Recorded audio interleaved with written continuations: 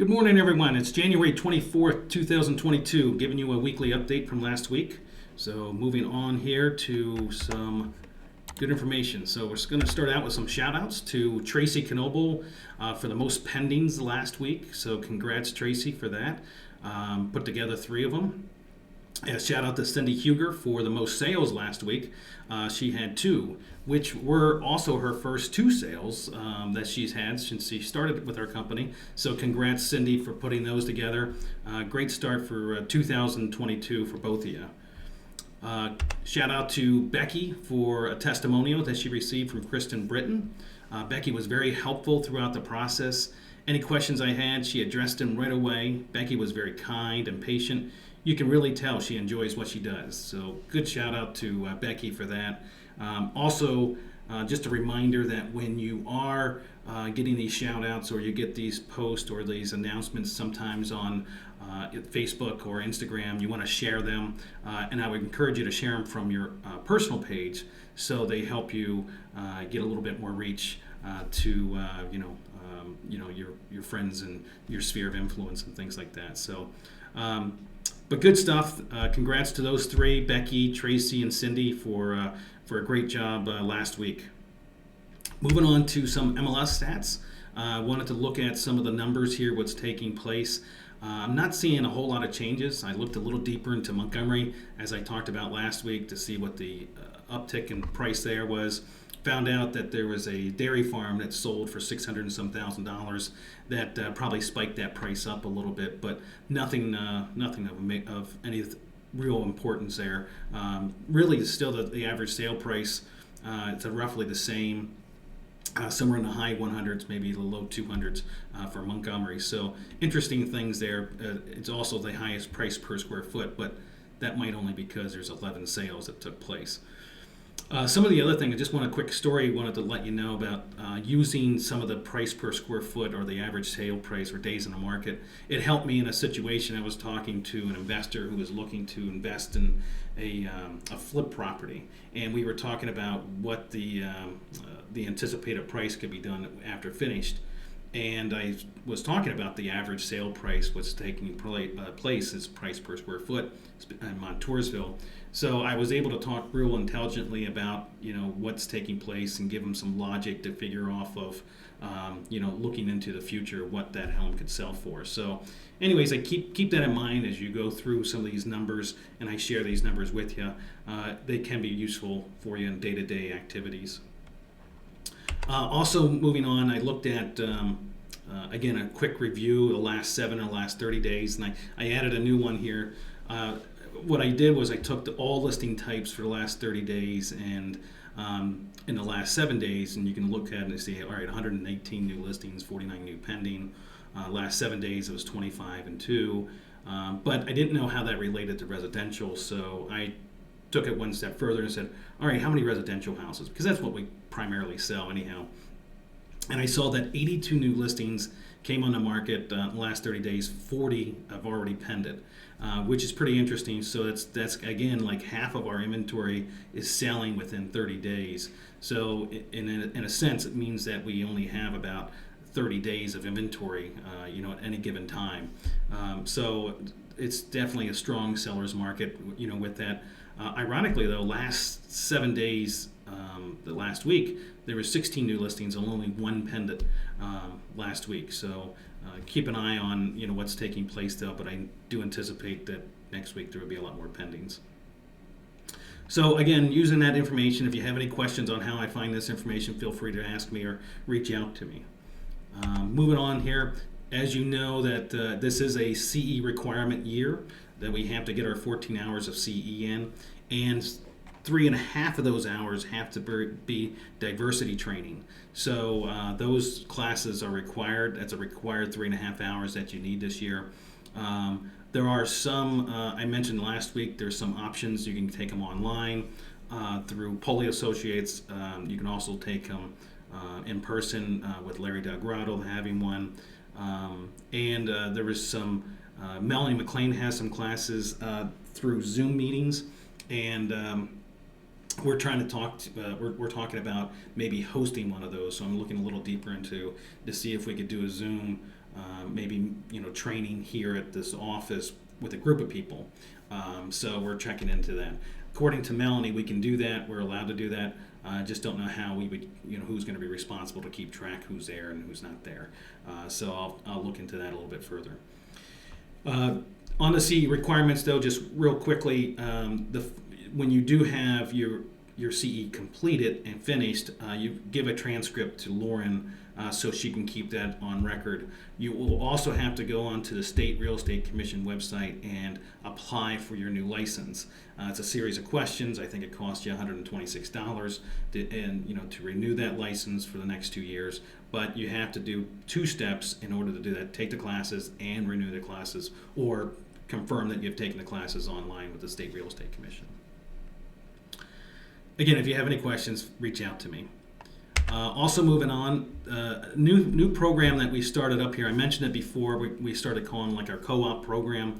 It's a team-up program, really. It's trying to team up with the agents that have a real interest in branding or doing outside events, with the community.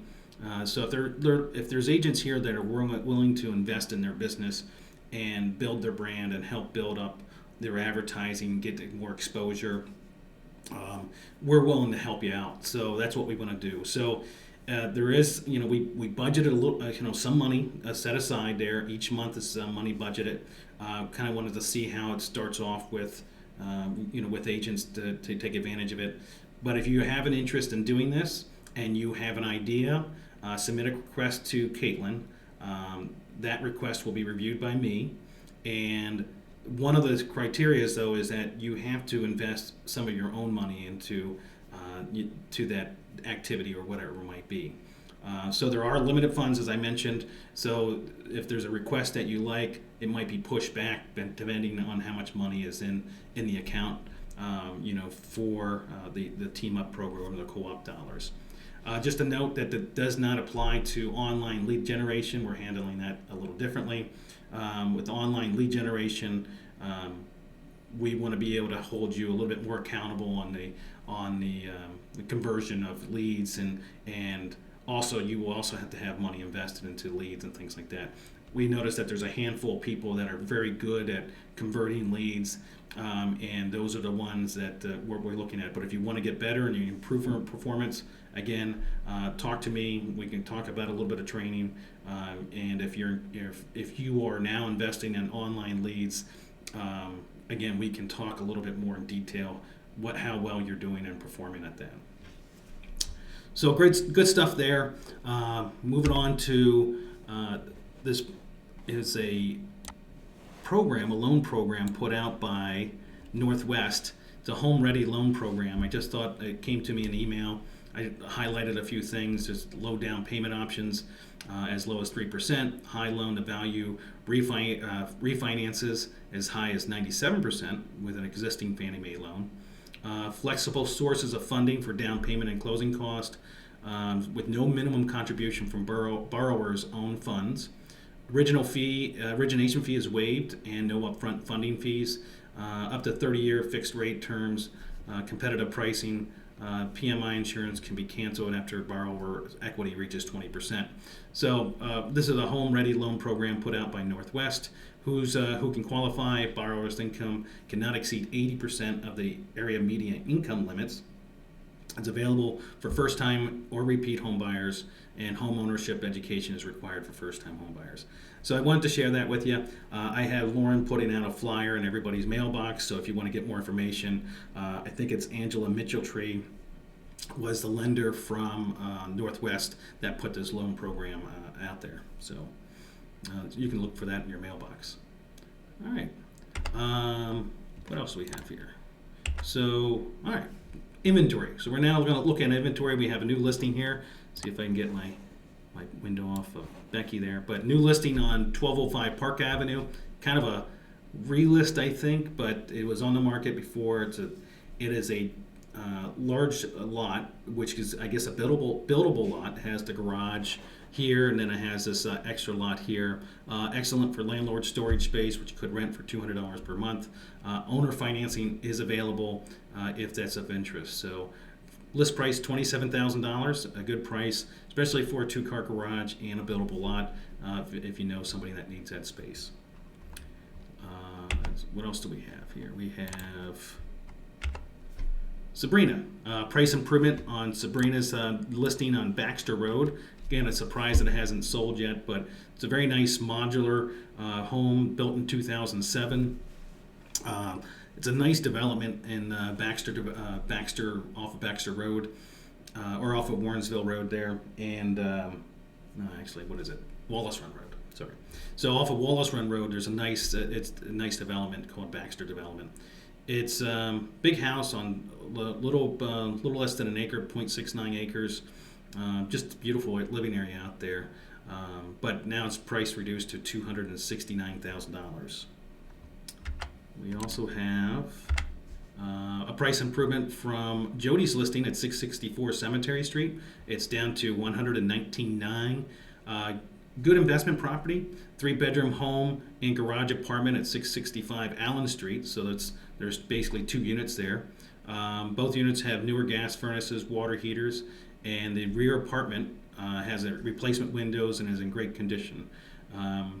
There's also new metal roof on 664 Cemetery Street. There's a 2 to 3 additional garage spaces that could provide additional income as well. So, yeah, sounds like there's a lot of revenue that could come from this property. So really should be looked at pretty good as a good investment property. I would check that out. So thank you for that. Moving on to my featured listing. I figured that this property, I was kind of going through some of our listings here, and I saw this one at West Houston Avenue. Especially if you go back and you look at what the average price per square foot is selling for right now, which was around $140 a square foot. This property that's 2,810 square feet seems like it's a bargain to me. So 61 West Houston Avenue in Montgomery for $168,500. That's a beautiful California raised ranch in Montgomery School District. Natural gas home featuring large windows, cathedral ceilings, hardwood floors, oak cabinets, and much more. Might need a little bit of work, but again, it might be a real good opportunity for someone to get in there, put some money into it, and with the way prices are, going up, it could be a really good buy for someone, especially looking in that price range. So that's my featured listing. Congrats, Becky. Hopefully we can get that one sold for you. And thanks to everybody, Jody and Sabrina and Becky for give me those new listings and the price changes. Remember that if you have anything you want me to announce, I'll be happy to do that through these weekly updates. All right, I think that's all of our inventory we have. So tomorrow we have, if you want to stop by, we have pizza and bingo. So we're going to have a little game called Real Estate Bingo, and we're going to provide lunch, the pizza, Pudgy's from Pudgy's Pizza. So great opportunity, good comfort food. So it's cold out there. Come join us, have a little fun. Social hour from 11 o'clock to 12 to 12:30 on Tuesday, whenever you like. But thanks for listening to me. That's all I have today, and make it a great day. See you, everyone.